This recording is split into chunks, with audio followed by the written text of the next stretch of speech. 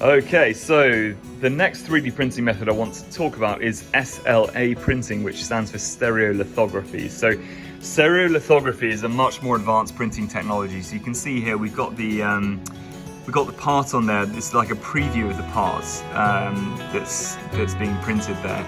And what we have inside here is we've got this resin tank here, which can actually be removed like that there. And the resins work by being ultraviolet cured, so that's why the tanks are always completely opaque black.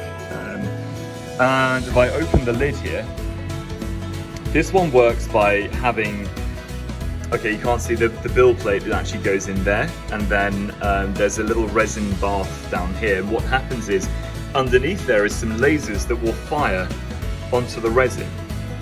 They will fire into the resin where the part is then going to be built, and where the lasers meet, it locally hardens and cures the resin. So it's quite clever. So the lasers will literally trace the pattern of the design all the way around, layer by layer. Once it's done the whole layer, the build plate will then move up by a fraction. It might only be 0.05 millimeters.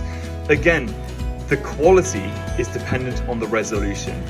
If the build platform moves by greater distance, like say 0.2 millimeters, that would result in a much lower quality model. It would have a lot more step marks, but it would be a lot quicker. So generally these printers, we print with quite a high resolution, so it might be 0.05 millimeters or something. You can get like, you can see here's like an example of a print you can get. You get very, very intricate prints, and this is with a nice sort of clear resin on it.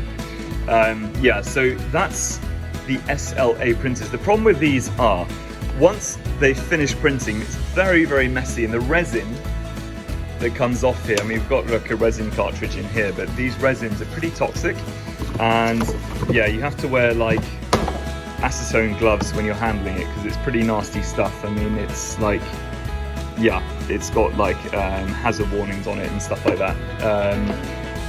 So yeah, you have to wear like, latex gloves when you're using that. And then once the print has come out, you have to then put it into an acetone bath to clean it. So you have to brush it with acetone. Then when you've done that, you have to then put it in an ultraviolet curing like booth or something, so that then the whole thing hardens. So it's fairly labor intensive, and it can be quite messy, these processes. But you can get a much more complex, you can get a much higher quality part, and these are structurally stronger as well than FDM printing, because the resins print a solid model instead of the FDM printers. They just print an outline of the model, then they put a sort of fill in here. You can see in here, these walls, they're not actually solid. They've just got what we call infill, and infill is like, it's instead of just doing a solid wall, you can see the whole thing in there is just infill. So that doesn't make a structurally strong part. It's actually quite weak.